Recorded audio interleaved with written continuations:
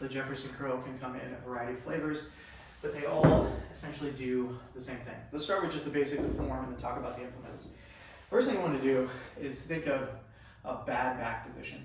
So if I'm going to deadlift, I'm going to have this really great tight back position, or if I'm doing an RDL or a squat, basically the goal is rigidity. Here I'm losing that to basically get all the spaces in between my vertebrae, lengthen out kind of the lower hips down to the hamstrings, and then get a bit of thoracic grounding as well. So I like to think of initiating that from a chin tuck. This starts the tension through here, as opposed to if I were to just kind of fold over and miss a bit of that along the way. Tuck my chin, try and point my nose to my chest, try and point it to my belly button, rounding, rounding, rounding. Nice and slow to the base, exhale, and come back up.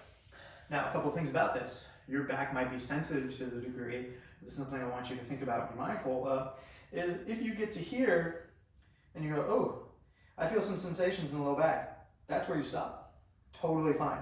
I've had people start this high and slowly work themselves all the way down to a slant board to weights, because sometimes those little guys in between there just aren't set up to handle a bit of that bending through the back, okay? As far as like, what do I want you to look like as you're going through this? You can think of basically like 80% of this is actually coming from the hips in the end.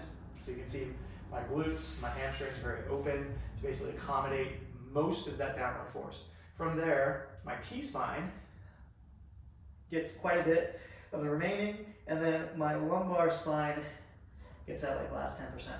And so the mistake would be to think that this is all about rounding my back as much as possible.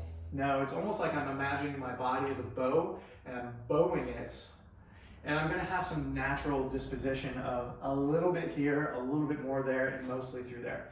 So I'm a fairly open person, and what I find as I go through these is that I get to the bottom and I feel most of the sensation through here and down to my hamstrings and calves, and almost nothing through my low back. You can see my low back really isn't moving all that much compared to me just standing up tall. So the goal isn't necessarily to bend your low back, okay?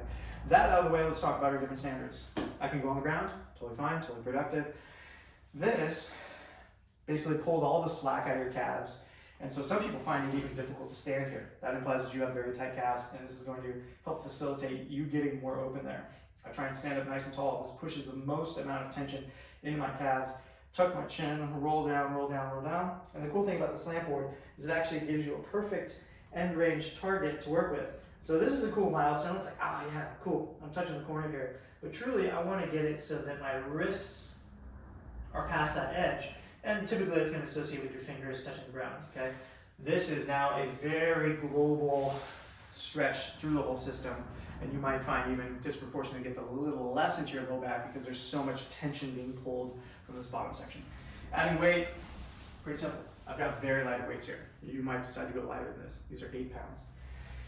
Nothing really changes. I allow those weights to track out in front of me. This can be done on flat ground. That's totally fine if you don't have a slant board.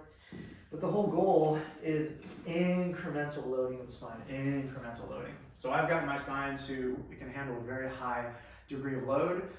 And I started with just a barbell. I did that for like 8 years before I actually started to try and move it forward.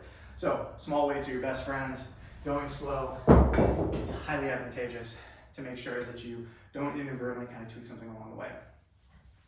Tuck the chin, slow roll down. Most of it comes from the hips, a little bit from the low back, a little bit more from the upper back. Take your time and you're good.